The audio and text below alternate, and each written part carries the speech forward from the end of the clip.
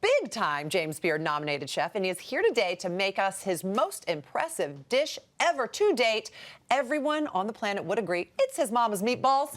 Welcome back, Chef John Tesar. Welcome, Thank you. Chef. Good to see you. Good to see you, Always, too. This is very exciting. always great to be back on Home and Family. Oh, we love it when you're here, and we love it when you're bringing us a recipe like this, your mom's meatballs, and they're really special. She really taught you how to cook, didn't she? She did. My mom was the greatest inspiration. You know, they had a house in the Hamptons. My father went away to World War II.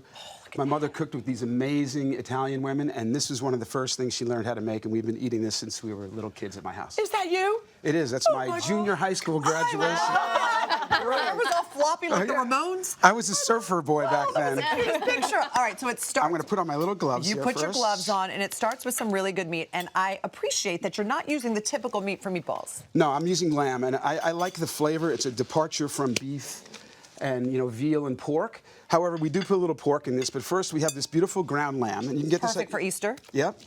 This is a great, you know, like addition to your Easter table. Okay. But you can get this at the butcher shop. I would suggest it because you want a nice grind with enough fat and enough meat. It's a good proportion. Okay. And then we're going to add some of this bread, white bread that's been soaked, and this helps keeps the moisture. It also works with the texture and gives you a nice, tight, moist meatball. Okay, but it's not a lot of bread, so that's good as well. No, I just like a little bit. And it's a trick I learned in Paris when we learned how to make pâté, so I applied it to the meatball because that's kind of like the American pâté. Sure. So we have a little lardo. Here's another good trick. What is lardo? Lardo is cured pork belly. You know, it's the top of the pork belly, the white fatty part. And what we do is we take salt and spices and herbs and we cure it. So it's fat? Yeah, it's like charcuterie. So it's lard. They just put an O on the end of it. It's different than lard. It's different than lard. It's charcuterie. It's charcuterie. Okay. Then we have garlic and onions. That have been caramelized? They've been caramelized, lightly sautéed and caramelized. Then we have oregano, parsley. Fresh oregano. Basil. You put it all in there. Nice, yeah. A little egg. Okay. Is that the egg or just egg yolk? That's a whipped egg. It's a whole Okay. egg, not just yolk. Some red pepper flakes. That's subjective. If you like it spicy, you put a little bit more. Some salt. Right.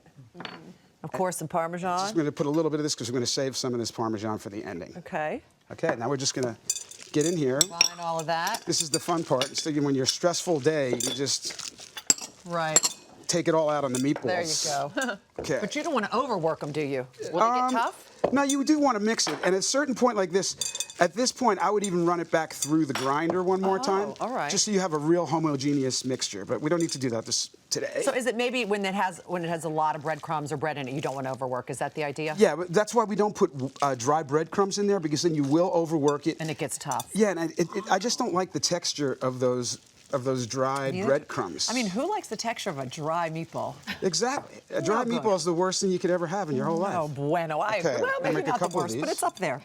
Okay, so and you make them big, too. Yeah, you can make them any size you like. You can make one big meatball, or you can make a lot of small meatballs. But the key is to make them all the same size, right? So they all cook at the Yeah, same level? that's the important part. Once you pick a size, they all have to be the same after that. That's about all I know about making meatballs right there. Well done. That's a Thank you good very tip, much. though. Good question. Really.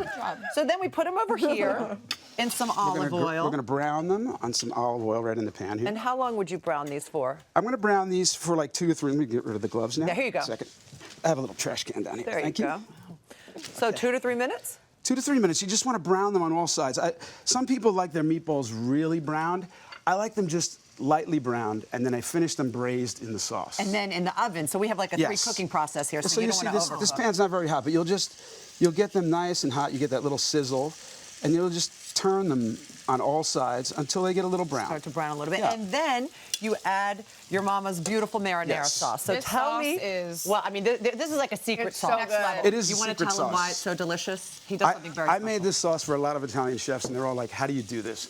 So I take the carrots, the onions, the rosemary, the thyme, the garlic, the bay leaf. I put it all in a pot. I cover it with really good olive oil. And you lightly toast all those aromatics. So the oil has the flavor of everything in it. And then we use this pommy chopped tomato, and it comes in a Parmalat can. And then you put the olive oil over the tomatoes, and it creates this beautiful, bright, fresh tomato sauce. And there's no chunks or anything to get in the way. Do you keep all the aromatics that you put in it in the oil, or you strain those You out? strain it all out. Got it. I put the tomato sauce in the refrigerator overnight. All the oil comes back up to the top. I skim the oil off, and it's been All that beauty. flavored. And This it's makes used. sense Yes. now. Now doesn't it look so amazing? So you see, this So is the good. color. Wow. This is the color we're looking for right here. So you do that all the way around. And that's when you add your Yep. sauce. And then we're gonna- you transfer it into Yeah. a little baking dish. We put them in the pan. We cover it with sauce. Okay. Now we're just going to take all the meatballs. These are smaller than mine, but that's okay. You can eat more of them. Just going to put them in a nice little dish. And I like how it's sort of like a tiny little personal serving. Yeah. Yeah, I like Well, a it's little a casserole. tiny Casserole, yeah. Well, Yeah. And you cover it with this sauce because not only do you want to eat the meatballs, you want to, as the Italians say, you want to scarpetta that after. Dunk the bread. Dunk it.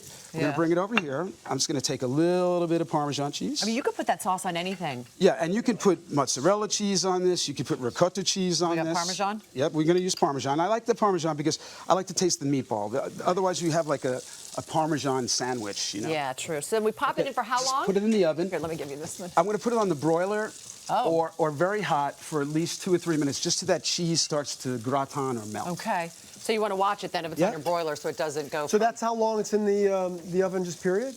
Yeah, you just, Just 2-3 minutes. I've braised it in the sauce. Yeah, yeah. I put it in the casserole. Now I'm just gratining Okay. the cheese on top of the Okay. meatballs. Because we braised it for about Amazing. 15 minutes, right? Yep. Okay, so now we serve. Okay, Then I'm now gonna it's time to serve. Yes, I put a little more fresh Parmesan cheese. And then Salsa verde. beautiful salsa verde that is also not your Yes. typical salsa verde. You know, I'm a chef. I'm always looking for something to embellish it. So we came up with this salsa verde a while back. It's a traditional Mediterranean recipe. It has garlic, white anchovies, a lot of herbs, cilantro, lemon juice, and it's just a nice little fresh accent to it. Yeah, it's My kids love to do this, so I give that to them at the last minute, and they just play with I the want to salsa also verde. ask you about your second knife restaurant opening in Texas. You got plans for many more than that. We've been so lucky. We opened a new knife in Plano at the Shops at Willow Bend, and I'm about to open up a seafood restaurant called Outer Reef Man. at the Laguna Cliffs Resort. And right after that, we're opening a new knife, and it's called Knife and Spoon at the Ritz-Carlton in Orlando, Florida at Grand Lakes Got a lot Resort. going Wow. on. Chef. Very lucky. Going on with meatballs like this. I'm Get not to work, surprised. yeah. Totally. Yeah, You guys please. have a bite. I'd like to say Absolutely thank you to delicious. Mom. Thank you for being Thank you, here. Mom.